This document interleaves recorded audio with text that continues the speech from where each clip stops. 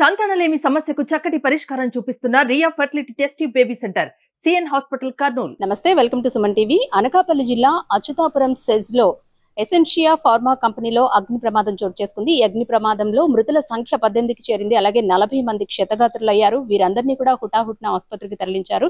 ప్రస్తుతం సహాయక చర్యలు అయితే కొనసాగుతున్నాయి. మృతి చెందిన 18 మందిలో కాకినాడకు చెందిన హారిక, చెల్లపల్లి హారిక ఒకరు.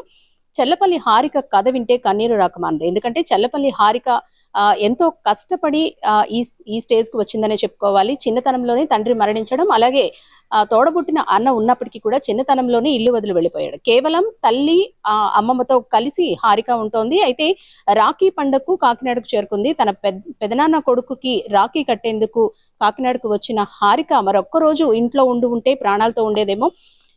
సెలవు లేని కారణంగా రాఖీ కట్టి వెంటనే తాను అనకాపల్లి వెళ్ళిపోవడం అయితే జరిగింది. అయితే చిన్నప్పటి నుంచి కూడా ఎన్నో కష్టాలతో పెరిగిన హారిక చదువుల్లో మాత్రం చాలా బాగా రాణించేదంటూ కూడా కుటుంబ సభ్యులు చెబుతున్న పరిస్థితి. అయితే ఇడుపులపాయలోని IIITలో కెమికల్ ఇంజనీరింగ్ పూర్తి చేసింది హారిక.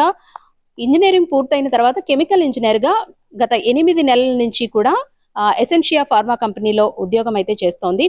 8 నెలలే అయ్యింది తన ఉద్యోగంలో జాయిన్ అయ్యి. 8 నెలల తర్వాత తను ఇంటికి రావడం కూడా జరిగింది. రాఖీ పండుగ సందర్భంగా తన అన్నయ్యకి రాఖీ కట్టేందుకు వచ్చి కుటుంబ సభ్యులతో ఆనందంగా గడిపింది. ఇంకొక రోజు ఉండమని కుటుంబ సభ్యులు కోరినప్పటికీ కూడా సెలవు లేని కారణంగా తను కంపెనీకి అయితే వెళ్ళిపోవడం జరిగింది. అయితే ఫార్మా కంపెనీలో జరిగిన ప్రమాదం గురించి మనం మాట్లాడుకుంటే కనుక రియాక్టర్ పేలడంతో అక్కడికక్కడే 18 మంది మృతి చెందారు. శిథిలాల కింద మరికొంతమంది చిక్కుకొని ఉన్నారు. అయితే శిథిలాల కిందే హారిక కూడా చిక్కుకొని మరణించినట్లుగా కూడా చెబుతున్నారు. ప్రస్తుతం మృతదేహాన్ని తన స్వగృహానికి తీసుకొచ్చారు. కాకినాడలోని తన స్వగృహానికి మృతదేహాన్ని తీసుకొచ్చారు. ఇంటి వద్ద పరిస్థితి అయితే ఆర్తనాదాలు మిన్నంటుతున్నాయి. చిన్నప్పటి నుంచి ఎంతో కష్టపడి పెంచిన కన్న కూతురు కానరాని లోకాలకు వెళ్ళిపోవడంతో తల్లి ఆవేదన అంతా ఇంత కాదు. ఇప్పటి వరకు కూడా మృతుల సంఖ్య 18కి చేరినప్పటికీ హారిక విషయానికి వస్తే గనక కదిలిస్తే కన్నీటి గాథ మన కళ్ళ ముందు కనిపిస్తూ ఉంటుంది.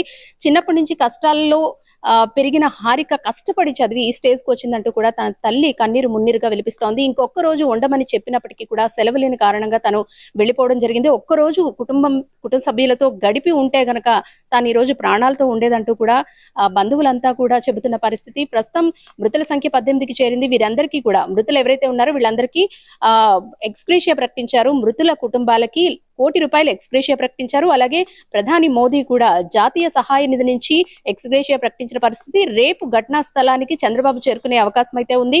మృతులు అలాగే క్షతగాత్రులు ఎవరైతే ఉన్నారో వీళ్ళందరినీ పరామర్శించేందుకు చంద్రబాబు రేపు రానున్నారు. ప్రస్తుతం అయితే గనక ఆ ప్రాంతం అంతా సహాయక చర్యలు కొనసాగుతూ ఉన్నాయి. తరచూ ఇలాంటి ఘటనలు సెజ్లో ఇలాంటి ఘటనలు జరుగుతూ ఉంటాయంటూ కూడా చుట్టుపక్కల గ్రామస్తులు చెబుతున్న పరిస్థితి.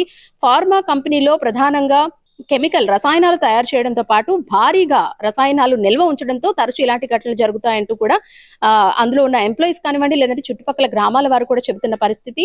రియాక్టర్ పేలడంతో పాటు దట్టమైన పొగ వ్యాపించడంతో ఊపిరాడక చాలా మంది శిథిలాల కిందే చిక్కుకుపోయి ఉన్నారు. దీంతో మృతుల సంఖ్య మరింత పెరిగింది. అలాగే క్షతగాత్రులు కూడా మరింతగా పెరిగే అవకాశం ఉందంటూ కూడా ప్రస్తుతం చెబుతున్న పరిస్థితి. క్షతగాత్రులందరూ కూడా విశాఖపట్నంలోని ఆసుపత్రిలో చికిత్స పొందుతున్నారు. ప్రస్తుతం కలెక్టర్ కూడా పర్యవేక్షిస్తూ ఉన్నారు. సహాయక చర్యలు ముమ్మరం చేశారు. వీళ్ళందరికీ కూడా హాస్పిటల్లో తగిన సదుపాయాలు కల్పిస్తున్నామంటూ కూడా చెప్పారు. అలాగే 18 మంది మృతులు ఎవరైతే ఉన్నారో వాళ్ళందరూ కూడా ప్రస్తుతం పోస్ట్ మార్టం పూర్తయింది.